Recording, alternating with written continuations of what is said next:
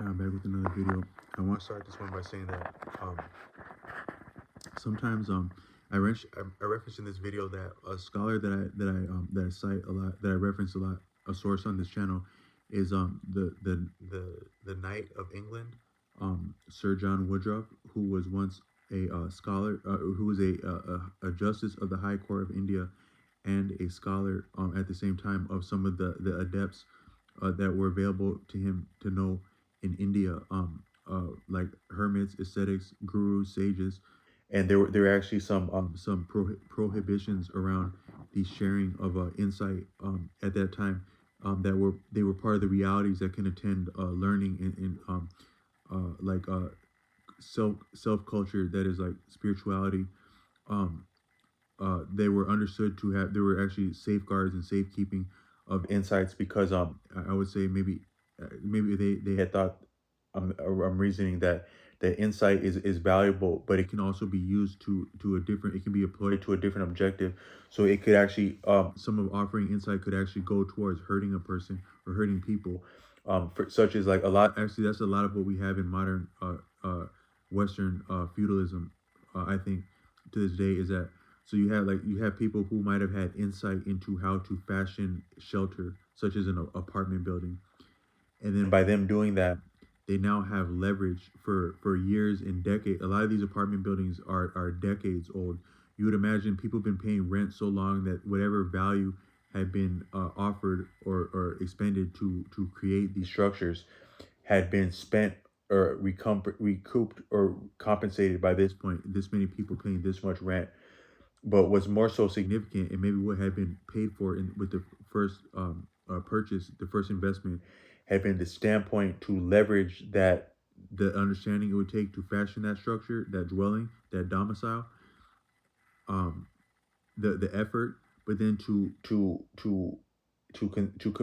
preserve that as an advantage, to yet further demand and levy resources indefinitely, permanently, based on that standpoint. So that's an example of actually what could be appreciated as insight, know-how, ingenuity, human learning, to potentially injure other people financially in terms of like maybe even liberty, in that people may have to do things that they didn't want to do or didn't enjoy doing, or would put them at some form of risk or loss, to subsidize the profit and the enjoyment of people who had that privilege and that insight, and indefinitely, it may be in a way that's not equitable. And so where we're born on this earth, and maybe we have a degree of entitlement to the bounties of this earth, simply because we still are the earth. That's actually what some of this emblem that I wear, the color black, represents human beings, and then the red is the blood that all beings share, and then the green is both the earth and then the bounty of the people of the earth as part of the earth and not different. And that green is the bounty that we are all actually entitled to, as a birthright, as a, I didn't mean to make this like a political discussion, but that's a lot of, if you observe scholars like Tashreeq Bey that I've referenced on this channel a lot, is what he's referring to is that we have a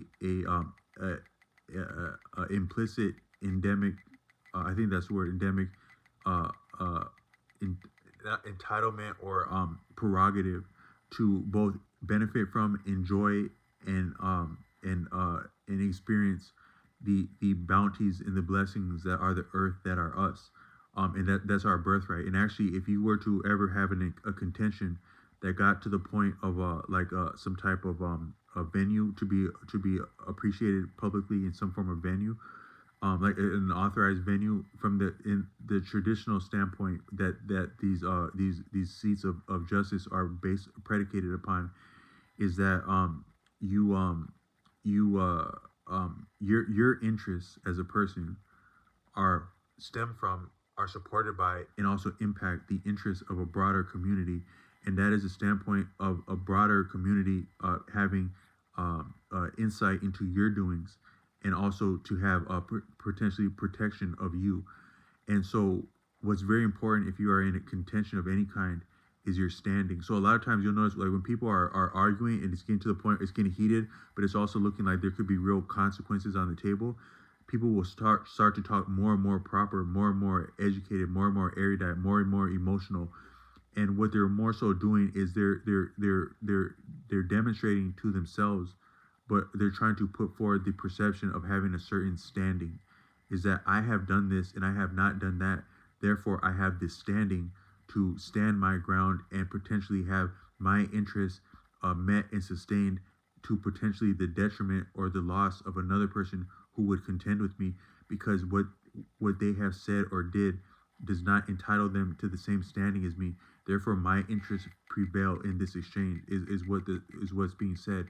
But what that will come down to in a at least in a modern venue, according to Tashreeq Bey, is that our modern venues, as we're on what is yet occupied and seized land, is that because there's a connection between people to people, but also people to land. So you can't take people outside of you can't take the interests of one another outside of the meting of justice to any individual, and you also can't take the land on which they stand upon and they derive from and they are outside of parameters and considerations of justice. So land is always prominent in justice, and also community, people, that is family, is significant in justice. And I'm saying not saying injustice as bad, but within considerations of justice, your standing is important, and your standing is a feature of your heritage and who you come from and who you therefore are, and the land is part of that. So in the United States, when people were being called black, and what people think of other people as black to this day, what they're more so saying is that you are an uninheritable, disinherited person that is not part of a nation. Over that, a nation nativity is like born. So you're not of a people that are born together. You don't have a national. You're not part of a nation. So when you're saying black, so you're not. So an American person is calling another American person black, as though the person who is black is not as American as they are and not appreciated.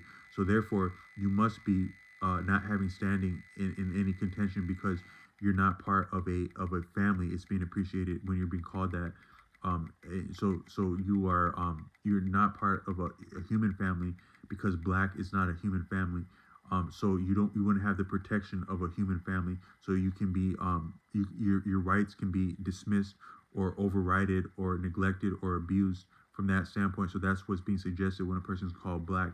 When a person's called white, it's similarly as arbitrary, but what it's attempting to imply is that you would have to be sovereign. You have agency over your own undertakings and what you can suffer and enjoy from that, and that's mitigated by your privilege to read, write, vote, that is, hold and enjoy property, and have standing and say so about property, would make you what's called white in the older code. And so that's still contentious, but um and that's what people are reaching for when they say things. But all I meant to say is that you're in the West, where we're at, the land has not been obtained righteously or with equity. So therefore, it's already it's not a standpoint to offer justice, as that has not been remedied or addressed or ameliorated. So a lot of these venues, they're fraud, they're more so de facto, and as Tashreeq Bey would say, from that standpoint, since they have say so over human beings' welfare and liberty, they're human trafficking venues to this day. But what would come up, even that be the case or not, is your actual standing in your heritage and your entitlement to the protection of a human family. Um, so um, so uh, um, but standing is very important. So when people are pleading themselves, they're trying to make themselves sound very like they're having standing, and they're having an adult bearing. They're demonstrating their understanding of an adult reasoning, adult emotional composure, adult syntax, vernacular, grammar, to therefore suggest standing, to have to have the prevailing interest in a contention.